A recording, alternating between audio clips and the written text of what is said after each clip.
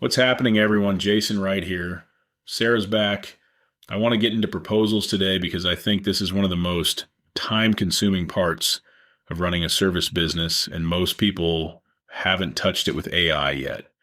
Why do you think that is? People are using AI for content, for email. Why not proposals? I think proposals feel more personal, more high stakes. People worry that if it doesn't sound like them, it'll cost them the deal. So they keep writing everything manually. But that fear might be costing them time they could be spending elsewhere. A well-crafted proposal that used to take 2 hours doesn't need to take 2 hours anymore. If you've built a custom AI assistant that knows your voice, your offers, and your pricing, you can generate a solid first draft in 10 minutes. You still review it, personalize it, tighten it up, but you're editing, not building from scratch. What about pricing specifically? That seems like a place people really struggle. Pricing is where a lot of service providers leave money on the table, and AI can help there too. You can use it to model out different pricing scenarios, think through what your time is actually worth, and even analyze how you're positioning your offer compared to where it should be. So it's not just writing the proposal, it's thinking through the strategy behind it. Exactly. Ask AI to push back on your pricing. Tell it your offer, your audience, and your current rate, and ask it to make the case for charging more. You'll either get a compelling argument or you'll identify the gaps you need to close first. Either way, it's useful. That's actually a really interesting use case I hadn't thought about. Most people use AI to execute. The ones who are getting the most out of it are also using it to think, to pressure test ideas, to challenge assumptions, to see their business from an outside perspective.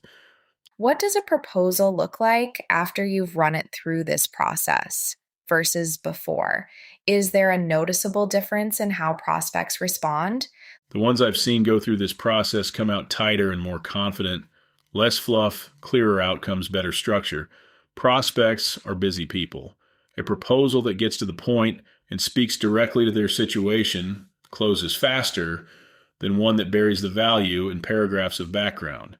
So you're spending less time writing, and the thing you produce is actually better. That's a hard argument to make against. There really isn't one. The only thing standing between most people and this being part of their process is just deciding to try it. So proposals and pricing become less about guesswork and more about a process you can repeat. Every time. Consistent, professional, on brand, and done in a fraction of the time. That's the goal. If you're listening to this podcast and you like what you hear, I have an offer that may be genuinely helpful for you. Head over to intentionallyinspirational.com, click on free resources in the top menu, and select the Intentional Growth Framework. It's a free resource that helps you identify exactly where your marketing and automation have room to improve and where AI can start doing more of the heavy lifting. No cost and no pitch. Just a real conversation about where the opportunities are in your business. Thanks for listening. Thanks, everyone. See you in the next episode. Thanks for tuning in. Until next time, stay curious.